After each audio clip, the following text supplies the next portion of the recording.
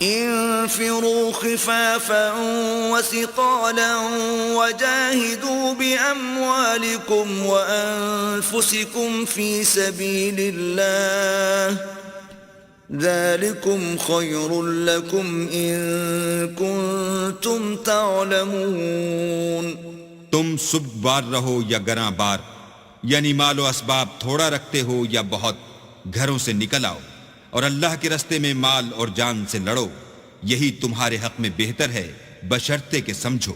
لو كان عرضا قريبا وسفرا قاصدا لاتبعوك ولكن بعدت عليهم الشقة وسيحلفون بالله لو استطعنا لخرجنا معكم يهلكون أنفسهم والله يعلم إنهم لكاذبون۔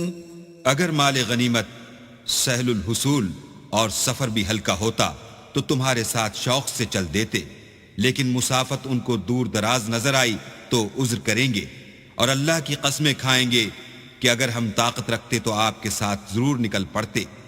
یہ ایسے عذروں سے اپنے تئیں ہلاک کر رہے ہیں، اور اللہ جانتا ہے کہ یہ جھوٹے ہیں۔ عفى الله عنك لما أذنت لهم حتى يتبين لك الذين صدقوا وتعلم الكاذبين۔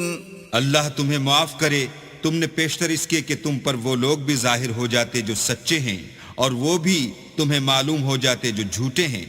ان کو اجازت کیوں دی؟ لا يستأذنك الذين يؤمنون بالله واليوم الآخر أن يجاهدوا بأموالهم وأنفسهم والله عليم بالمتقين۔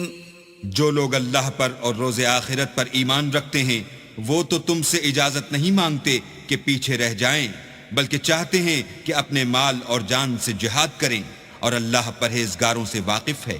انما يستأذنك الذين لا يؤمنون بالله واليوم الآخر وارتابت قلوبهم فهم في ريبهم يترددون۔ اجازت وہی لوگ مانگتے ہیں جو اللہ پر اور پچھلے دن پر ایمان نہیں رکھتے اور ان کے دل شک میں پڑے ہوئے ہیں، سو وہ اپنے شک میں ڈاواں ڈول ہو رہے ہیں۔